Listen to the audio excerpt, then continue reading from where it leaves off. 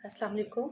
आज हमारे पास है क्वेश्चन नंबर 18 जिसकी टाइप जो है वो आपके पास सी वाली है। वैसे तो टाइप इसकी 3 है, लेकिन उसमें जो थर्ड टाइप की है जिस तरीके से ये सॉल्व होता है ये है। अब हमने इनको रीअरेंज करना है इस तरीके से कि मल्टीप्लाई होने से, यानी सेकेंड दो दो वैल्यूज जो है, क्योंकि यहाँ पे एक्स स्क्वेयर है तो इसका मतलब है कि जब हम इनको मल्टीप्लाई करेंगे तो मल्टीप्लाई होने से जो नंबर आएंगे, जो कांस्टेंट आएगा, उसके साथ हमने इसको सेट करना है। तो यहाँ पे देखिए ये दो नंबर जो है 3 2 6 हो जाएगा और इसी तरीके से 6 1 जो है वो आपके पास 6 आ जाएगा। तो हम इनको अरेंज करके मल्टीप्लाई कर लेते हैं। ये देखिए ये आ जाएगा ये वैल्यू और साथ में ये वैल्यू। याद रहे कि मैं इनको डायरेक्टली मल्टीप्लाई कर रही हूँ, आप इसको ये भी कर सकते हैं 2 मल्टीप्लाई बाई ये and 1 multiply by -6 which is equal to -6। यहाँ पे आप मेंशन भी इसको कर दें। उसके बाद जो -21 एक्स स्क्वेयर है उसको मैंने एज इट इज़ लिख छोड़ा। अब हम इनको मैं डायरेक्टली मल्टीप्लाई करती हूँ ताकि मेरे एक ही बोर्ड में जो है वो सारी जो क्वेश्चन कंप्लीट हो जाए। तो ये हो जाएगा एक्स स्क्वेयर -6 एंड -5x, और इसका आ जाएगा x square -x and -6 and -21 x square. ठीक हो गया। अब जब हम इसको देखें तो देखें x -6 जो है और ये जो है इनको अरेंज करती हूँ तो ये x -6 हो जाएगा और 5x ये तो अरेंज है, और बल्कि इसको भी मैं अरेंज यहीं पे कर लेती हूँ ताकि कुछ स्पेस जो है वो हमारे पास एक्स्ट्रा आ जाए।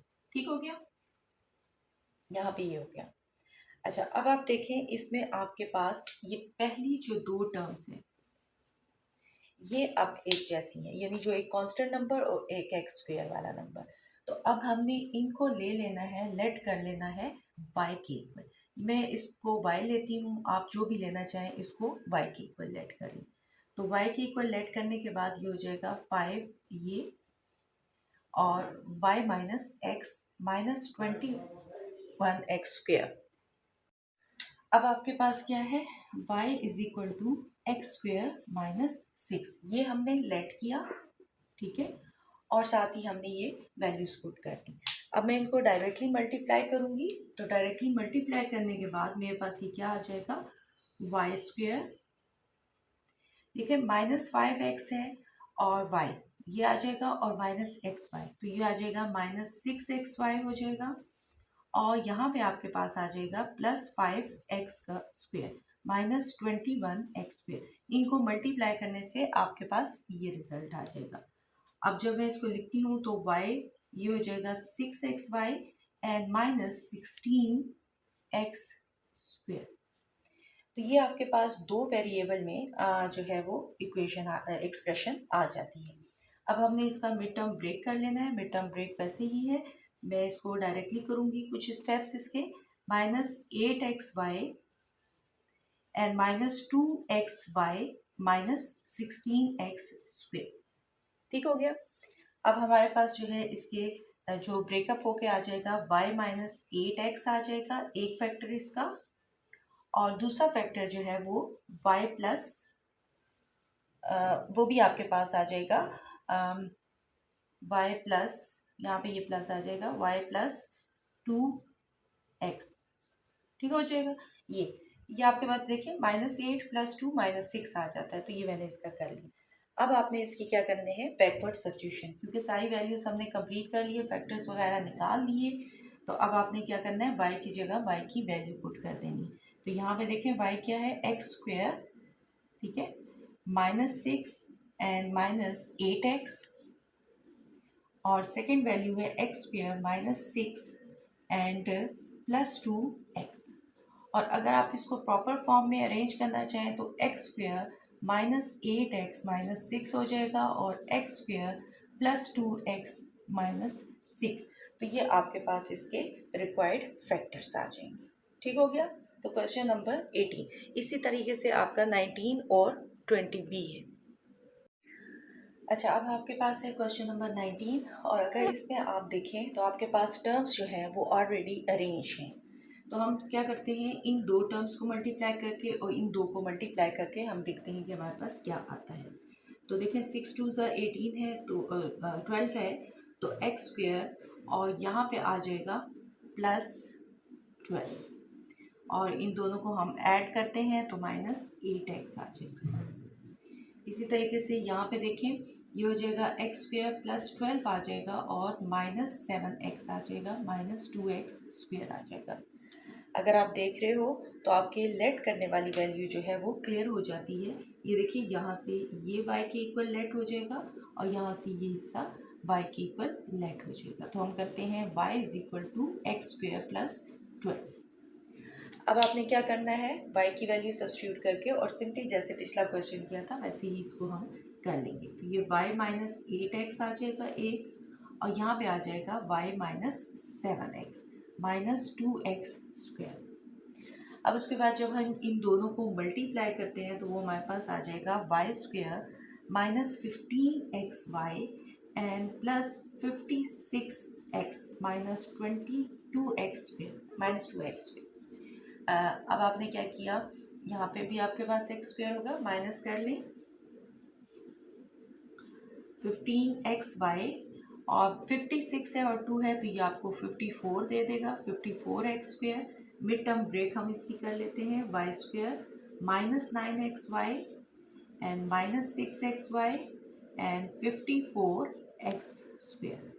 आपके पास फैक्टर्स निकालने से y -9 आ जाएगा x और y -6x आ जाएगा। अब हम इसकी बैकवर्ड सब्स्टिट्यूशन अगर हम करते हैं यानी इसको फाइंड आउट कर लेते हैं तो ये आ जाएगा x² +12 -9x एक वैल्यू और सेकेंड आ जाएगी x² +12 -6x।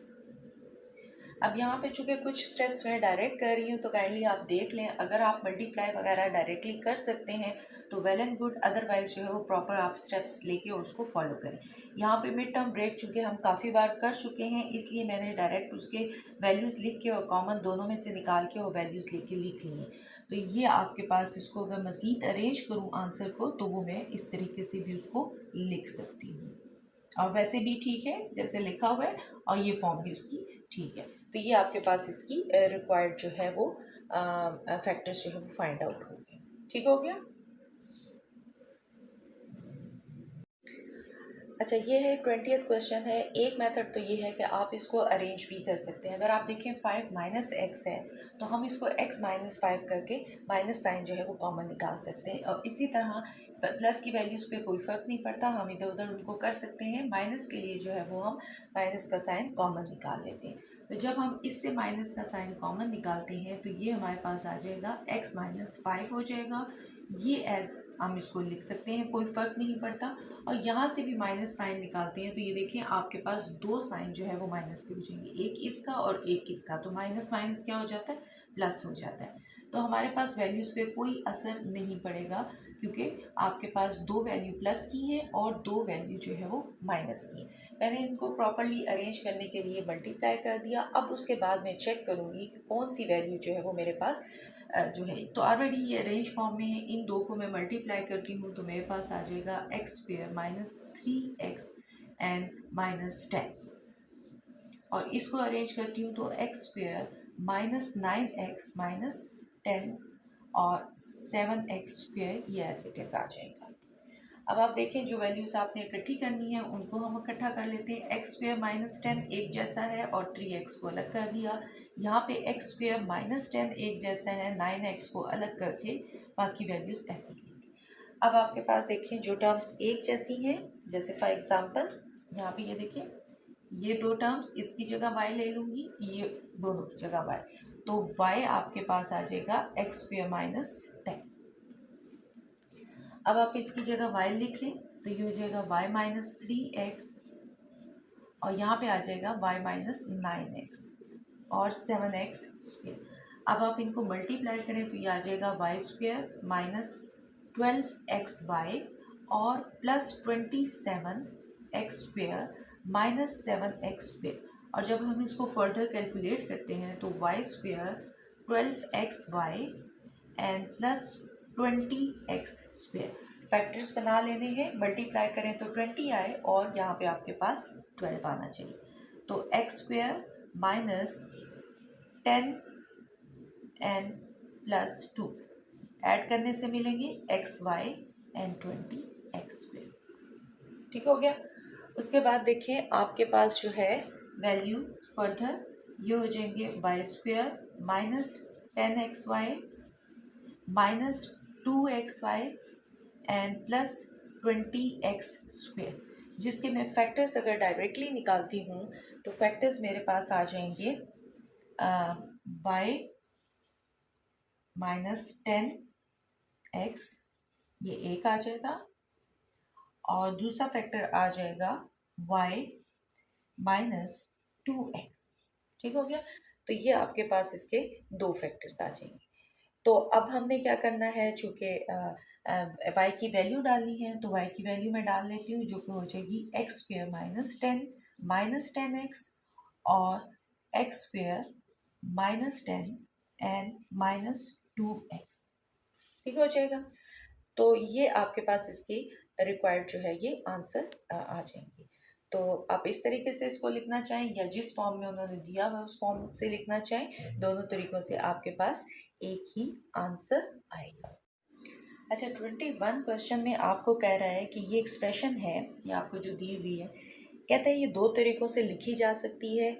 एक तरीका इसका है कि सम ऑफ द टू स्क्वेयर्स, यानी दो वैल्यूज़ का अगर हम स्क्वेयर्स में उसको हम लिखें, दो टर्म्स का जो है यही दो टर्म्स है, इसको स्क्वेयर की फॉर्म में लिखें, और एक है हमारे पास क्यूब की फॉर्म में लिखने का। तो कहते हैं कि फिर हमें ये भी बताएं कि किसके फैक्टर्स बन सकते हैं, किसकी फैक्टरिंग हो सकती है और किसकी नहीं हो सकती और क्यों नहीं हो सकती। तो सिंपल सबसे पहले मैं ये ले लेती हूँ सम ऑफ टू स्क्वेयर्स, यानी टू इनका वैल्यूज़ का स्क्वेयर हो जाएगा। तो यहाँ पे देखिए मैं इसको लिख सकती हूँ a 6 है, और अगर इसको भी मैं चेक करूँ तो 3⁻6 के इक्वल आता है 729। और अगर मैं इसको फर्दर जो है इन स्क्वेयर की फॉर्म में लिखूँ तो 3 ये आ जाएगा आपके पास स्क्वेयर, और यहाँ पे आपके पास आ जाएगा 3 स्क्वेयर का स्क्वेयर, जो कि आपके पास लिखा जा सकता है ये आ गया 2, ये तो कुछ भी नहीं हो सकता, अलबत्ता इसका आ जाएगा 27 का स्क्वेयर। अब याद रहे कि बीच में प्लस का साइन है, अगर तो माइनस का साइन होता तो एक बार हम पॉजिटिव साइन के साथ, एक बार नेगेटिव साइन के साथ उसको लिख सकते थे, लेकिन चूंकि बीच में आपके पास प्लस का साइन है इसलिए इसकी मज़ीद फैक्टराइजेशन नहीं हो सकती। सेकेंड पार्ट में आपको कहता है कि सम ऑफ टू, दो का ही होगा, और वो आपका होगा क्यूब्स में। अब क्यूब की फॉर्म में भी हम इसे लिख सकते हैं। देखें यहाँ से इस इक्वेशन को उठा लें, अगर मैं इसको कर दूँ 2 को अंदर कर दूँ और 3 को बाहर कर दूँ, कोई फ़र्क नहीं पड़ना। यहाँ पे 3 है तो 2 को मैंने अंदर कर दिया और 3 को मैंने बाहर कर दिया। और अगर मज़ीद इसको अरेंज करके लिखूँ तो ये मेरे पास हो जाएगा 9 का क्यूब हो जाएगा। अब हमने क्या करना है, इस पे क्यूब वाला फार्मूला जो है वो अप्लाई कर देना है। सिंपल हमारे पास फार्मूला जो है वो हमें पता है कि है, फार्मूला आपके पास क्या है, a प्लस बी, ए का क्यूब प्लस बी का cube, a plus b a square minus a b plus b square. ये फार्मूला इस पर हम अप्लाई कर देते हैं। ठीक है, तो ये हो जाएगा आपके पास ए स्क्वेयर प्लस 9 ए स्क्वेयर का square minus A square 9 and 9 का होल स्क्वेयर। अब इसको हमने किया ए स्क्वेयर प्लस 9, ठीक है, ये हो जाएगा A4 minus 9 A square and ये हो जाएगा 81। तो ये इसके रिक्वायर्ड फैक्टर्स जो है ये बन सकते थे। तो अब आपने मेंशन कर देना है, चूँकि क्यूब की फॉर्म में था, क्यूब का फार्मूला अप्लाई किया जा सकता था, इसलिए हमने उसकी फैक्टरिंग कर ली। और इसकी भी रीज़न मैंने बता दी कि इसकी क्यों फैक्टरिंग नहीं हो सकती, क्योंकि इसके बीच में प्लस का साइन है, अगर माइनस का होता तो ये भी मुमकिन हो जाना था। ठीक हो गया। अब क्वेश्चन नंबर 22 है, जिसमें आपको कह रहा है कि ये आपको दिया हुआ है, इसको आपने प्रोडक्ट ऑफ 3 फैक्टर्स में जो है वो बताना है, और इसमें से फैक्टर जो है वो उसके बाइनोमियल भी हैं और या फिर वो आपके पास ट्राइनोमियल है, ये भी आपने बताना है। ठीक है, तो सबसे पहले तो हम इसको अरेंज कर लेते हैं। हम इस क्यूब वाली वैल्यू को पहले ले आते हैं, टी क्यूब हो जाएगा 6t स्क्वेयर हो जाएगा 12t हो जाएगा, n+8 हो जाएगा। अब पहली और दूसरी वैल्यू को अगर देखें तो ये आपके पास इसका क्यूबिक रूट जो है वो पॉसिबल है। उसके बाद हम फॉर्मूला जो हमें पता है हम वो अप्लाई कर लेते हैं। यहाँ पे आपके पास आ जाएगा 2 आ गया और t का स्क्वायर कर दिया। उसके बाद हमने इसको कर दिया 2 का स्क्वायर और फिर t कर दिया और प्लस का साइन कर दिया। जो फॉर्मूला मैंने इसमें यूज़ किया वो भी मैं लिख देती हूँ आपके लिए। a+b का whole cube that is equal to a cube plus 3ab square plus 3a square b and plus b का क्यूब। तो हम ये फॉर्मूला अप्लाई करते हुए जो है इसको बंद कर लेते हैं। बंद करेंगे तो ये 3+2 का होल क्यूब आ जाएगा। और अगर आप देखें क्यूब का मतलब है कि सेम वैल्यू 3 टाइम्स जो है वो मल्टीप्लाई होगी। तो t+2 एक बार, दूसरी बार एंड तीसरी बार। ठीक है, तो अब आप इसमें देखिए कि ईच फैक्टर वो क्या शो। तो अब आप देख रहे हैं कि हर टर्म में हर जो है फैक्टर में 2 टर्म्स हैं, इसलिए ये आपके पास क्या है बाइनोमियल है। तो ये बाइनोमियल आ गया।